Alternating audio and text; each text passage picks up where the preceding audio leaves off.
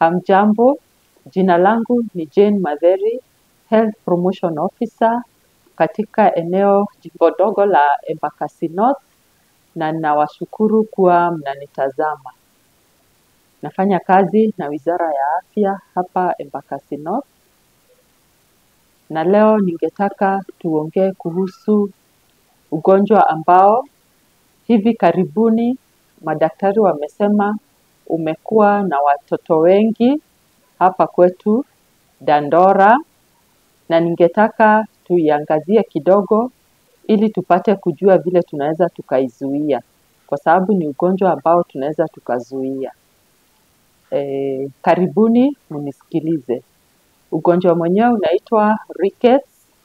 Kwa Kiswahili unaitwa nyongea au chirwa, lakini najua nikisema kwa Kiswahili hamtaelewa. Kwa hivyo kwa Kizungu inaitwa rickets, na najua wazazi wengi wanajua rickets, ambao ni ugonjwa ule watoto miguu huwa inakaa ni kama iko bow-legged, inakaa ni kama iko round somehow, badala ya kuwa straight vile mtu anasimama vizuri, inakaa iko bow-legged. Na si hiyo peke yake, kuna ingine ambayo tunaita knock knees.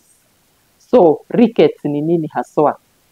Rickets ni ugonjwa ambao mifupa inakuwa iko weakened ama haina nguvu kutoka mtoto akiwa mchanga.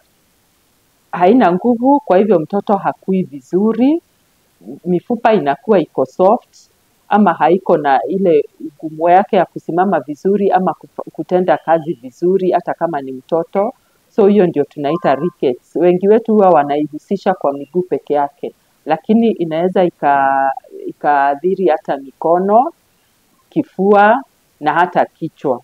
So hiyo ndio rickets. Hasa tunaweza tukasema ni mifupa ambayo haina nguvu kabisa, imekuwa weakened. Na ni nini huwa inakosi hiyo rickets, ama inasababishwa na nini? Inasababishwa na ukosefu wa vitamin ama madini kwa mwili. Sana sana tunaita vitamin D. Hiyo ndio inafanya mtoto anakuwa na hiyo shida, vitamin D. Na vitamin D sana sana inasaidia, tunaitoa kwa jua, na inasaidia madini mengine yatolewe kwa chakula ambacho tunakula. Kwa hivyo huyo mtoto kama hana hiyo vitamin D, hatapata hiyo madini ingine ambayo tunaita phosphorus na calcium kutoka kwa chakula. So hiyo vitamin D ndio inasaidia hayo madini mengine yachukuliwe na mwili kutoka kwa chakula, ndio yaweze kusaidia mifupa yetu inakuwa na nguvu. So vitamin D inaweza ikapatikana sana sana kwa jua, vitamin D, na kwa chakula pia. Kuna ile chakula ambayo tunakula na tunapata hiyo vitamin D. Kwa hivyo mtoto akikosa hiyo vitamin D, anaweza akawa ako na hiyo ugonjwa wa rickets. Na sana sana nimewaambia inakuja kwa sababu ya kutokuwa kuotesha mtoto jua, ama kama hana hiyo madini kutoka kwa ile chakula ambayo tunapata.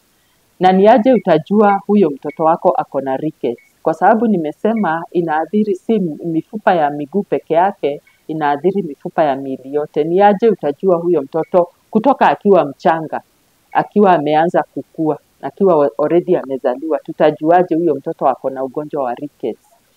Tutajua mtoto sana sana anaweza akakawia kukua vile mtoto normal anakuwa. Unaona milestones zake. Tuseme kwa mfano kama huyo mtoto anafaa kuwa anasmailia mtu ama anaketi chini na miezi 6, utapata huyo mtoto hawezi akaketi chini vizuri na hiyo miezi, kutoka miezi 4 mpaka miezi 6, utaona anakawia kidogo. So hiyo ni mojawapo. Ingine ni vile hata mtoto mambo yake ya maybe kuongea, hata kusmailia mtu, uone vile labda anataka kuenda kuguza kitu, hiyo pia itakuwa imekawia kidogo. Kwa sababu hasa mtoto anapokuwa tunaona ana ile haja ya kwenda kuguza ile kitu ambayo uko nao, utaona huyu mtoto anakawia ama ana delay kutaka kujua ni nini labda umeshika kwa mkono ndio aguze. Haya, kuna hata skeletal deformities. Hii ni mambo ambayo tunaita ya spinal cord. Ndio tunaita, unajua mifupa yetu yote imeshikana na spinal cord. Utaona mikono inachelewa kushika vitu, miguu anachelewa kutembea, mikono miguu inaweza kuwa iko bow legged, vile nilikuwa nimesema, ni kama inakaa ni kama iko round sort of, na wengine wanakuanga na knock knees, ile inakuja ni kama knees, magoti inashikana pale katikati, alafu anaenda kwa upande, and then atakuwa utaona ni kama ambaye anaumia kwa uti wa mgongo ama spine. Ukiona unamshika, kuna venye unambeba, unaona huyo mtoto si comfortable ama hata analia. Alafu hata misuli yake haina nguvu. Unaona mtoto vile anaendelea kukua, ndio unaona misuli yake iko na nguvu, ndio anataka kutambaa, anataka kucheza cheza. Huyu mtoto utaona hiyo milestone hizo zote zimekuwa delayed. Na pia atapata hata meno, ile meno huwa inatoka mapema, yake haitakuwa inatoka mapema, na hata kama itatoka mapema itakuwa iko weak, na utaona ni kama inakaa inatoka. And then kuna hata ile ambayo inamea ikiwa iko na mashimo ambayo tunaita cavities. So hizo ndizo dalili zenye utaona na mtoto akiwa na rickets. Kumbuka hizi dalili zinaweza kuwa ni za rickets ama zinaweza kuwa ni za ugonjwa mwingine, na ndio sababu huwa tunahimiza wazazi, mtoto akiwa na shida yoyote ni vyema unampeleka hospitali, ndio anapata kutibiwa vizuri ama anapata kuangaliwa vizuri, kwa sababu ugonjwa wa rickets ni kweli una dawa, lakini ni ghali mno, na hasa kwa wakati huu ambapo mapato yetu tunasema iko, lakini mambo imeendelea kuwa ngumu. Rickets, kutibu rickets ni ghali sana, na ndio sababu tunahimiza wazazi wetu waendelee kujikinga wenyewe na kukinga ili watoto wao wasipate rickets. Huwa tunasema sana sana, kuna ile slogan huwa tunasema you are what you eat, na mimi nataka kuongezea kidogo, you are what your baby eats. Na hii nataka kuhimiza hata wamama wajawazito, wale wajawazito ni vyema wawe wanakula ile chakula ambayo itawasaidia miili yao, iwapatie hiyo madini, kwa sababu yeye atakuwa anakula chakula ambayo itamsaidia na pia itakuwa inasaidia mtoto wake. Tuache kukula ile chakula tunaita fast foods, kwa sababu tumezoea siku hizi chakula chetu ni kile cha haraka haraka. Saa zingine hata wamama tuna uvivu wa kupika kwa nyumba, na tunajua ile chakula ambayo umejipikia kwa nyumba ni mzuri, unapata unataka kuenda pale kwa kibanda kupika. Sisemi ni mbaya once in a while, kwa sababu hata kwa vibanda kuna wale wanapika chakula kizuri, lakini kuna wale wanapenda vibazi. Unapata mama amepelekea mtoto chakula shule, badala ampelekee chakula ambayo iko na groups tofauti za chakula, ni kama anampatia mchele na viazi. Mchele na viazi hiyo ni klasi moja ya chakula.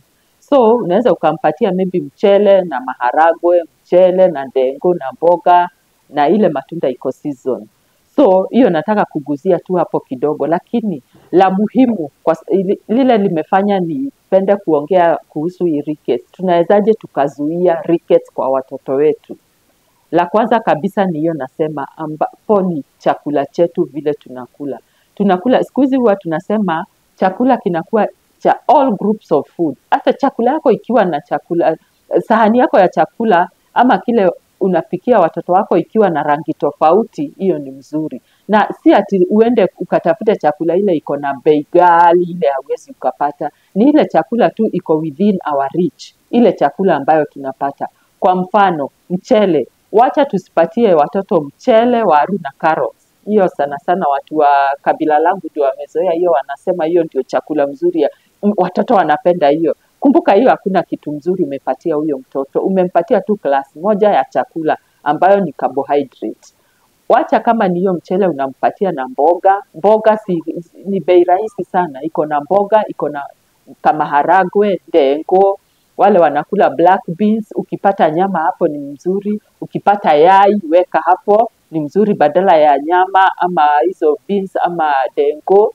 At least inakuwa hiyo iko na classes 3 za chakula. Kuna ile ya kujenga mwili, kuna ya kuzuia magonjwa na kuna ya kutia misuli nguvu.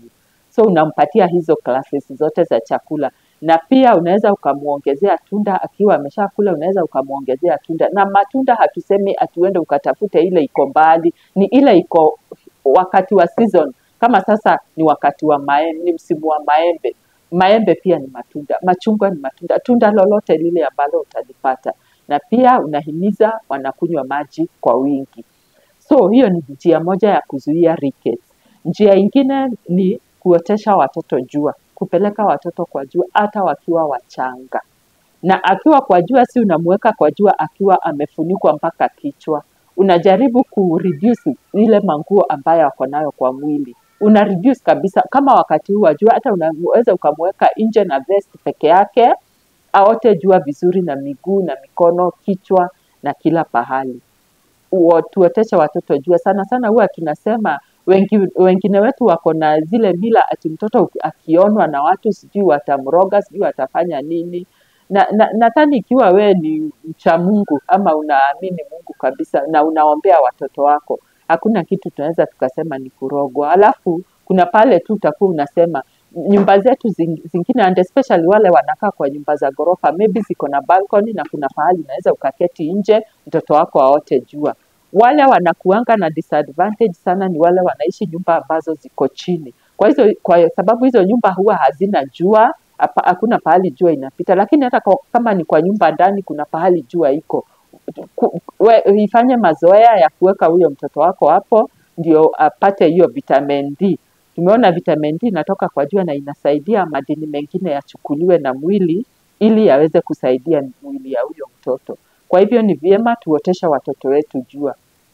Tusiseme ati hatutawapeleka nje maybe wasichafuke. Huwa tunaona wale wako na watoto wajakazi wa nyumba, sana sana hao watoto wanatambaa ama wale wanatembea, hawatakangi waende nje wasichafuke ndio wasipate kupata kazi nyingi ya kuosha nguo. Lakini kumbuka huyu mtoto akikua vizuri na akiwa asumbui mama yake na magonjwa, hata wewe ukiwa mfanyikazi, hata wewe una raha. Kwa sababu unaona ile kazi yako unafanya ni mzuri. Kwa hivyo ukiwa umeachiwa huyo mtoto, ikiwa wewe ni kijakazi umeachiwa mtoto na mama, kuwa unamuotesha jua. Wamama wale wako na watoto, tuoteshe watoto jua na tupate chakula ambacho kinasaidia. Hayo ni mambo ambayo tunaweza tukaifanya within our reach. Kuna jambo lingine, kuna chakula huwa inakuwa fortified na vitamin D. Na hii sana sana manufacturers huwa wameandika. Kama tunanunua chakula, tuseme kwa mfano tunanunua unga ama tunanunua maziwa, wengi wetu tunakunywa hata maziwa ya pakiti ama nini, huwa imekuwa fortified na hiyo vitamin D. Kwa hivyo hata hapo mtoto anaweza akapata vitamin D na hata we mama pia unaweza ukapata vitamin D kwa hiyo. Alafu kuna chakula kingine ambacho kina vitamin D sana ukipata. Kama wale samaki, siku hizi samaki huwa zinauzwa everywhere in our estates, ziko hata za 10, za bao. Hiyo unaweza ukapata uweke kidogo kwa chakula cha mtoto wako, hiyo iko sawa. Mayai, nyama, wale wanapata nyama once in a while, na sana sana liver ini. Pia hata hiyo inasaidia sana. Na hasa hiyo ndio ile mambo ambayo tunafaa kufanya ili tuzuie hiyo rickets. Kwa sababu hatungetaka watoto wetu waumie. Kumbuka wengi wa watoto hao wakipata rickets, usipopata pesa ya kupeleka huyo mtoto hospitali atibiwe, huyo mtoto anaweza akakuwa na deformities ama na ulemavu katika maisha yake. Na natumai wewe kama mzazi haungetaka mtoto wako apate hiyo rickets ama apate ulemavu hapo mwishoni. So ni vyema at least tuzuie na tupate watoto wetu wako na hali njema.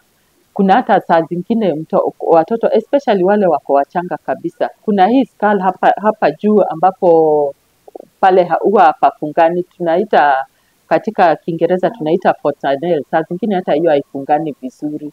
Kwa hivyo hiyo pia ni njia ingine moja tunaweza tukajua huyo mtoto ako na rickets. Ukiona mtoto wako ako na hizo dalili, ni vyema umpeleke hospitalini. Pale hapa Fort One tuko na hospitali, tuko na ile Dandora One, kuna ushirika, unaweza ukampeleka hapo ili apate kuhudumiwa na madaktari na wapate kukuelezea vile ambavyo utafanya. Otherwise, hatungetaka mtoto wetu apate rickets, na ndio sababu nimewaambia jinsi ambavyo tunaweza tukazuia.